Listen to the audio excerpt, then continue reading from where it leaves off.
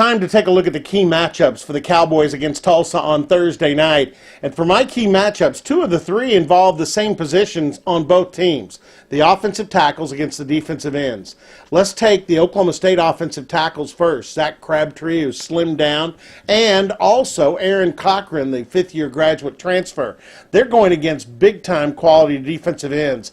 Jesse Brubaker and Jeremy Smith may be two of the better defensive ends in the country that you haven't heard of. Last year, they had 9.5 sacks, and they've combined for 56 starts. I especially like that the 6'3", 270-pound, very physical Brubaker was a former defensive tackle that moved outside. This will be a great challenge for both Cowboy tackles, and especially give us a good read on where Aaron Cochran is right now. And they need to protect Mason Rudolph. The season depends on number 2. Now, on the other side, the Cowboys have a plethora of defensive ends.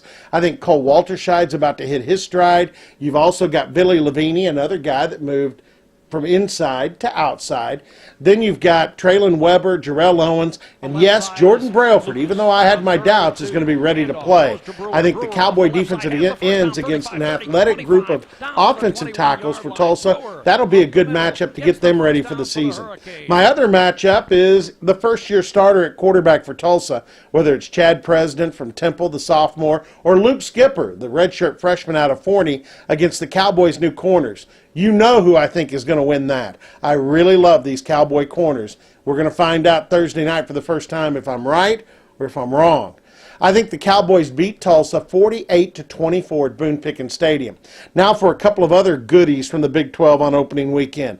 Tom Herman gets his first win as Texas head coach, 38-21 over Maryland. That may be closer than most people think. It won't be close in Norman. Lincoln Riley and the Sooners will blow out UTEP 63-10.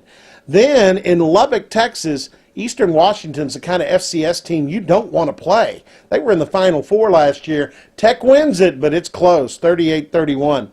And the best game of the Big 12, they save it for Sunday night near the nation's capital. The Fighting Danas from West Virginia. Both teams ranked, but the Fighting Danas beat Virginia Tech and Justin Fuente 34-27. It'll be a great game to watch.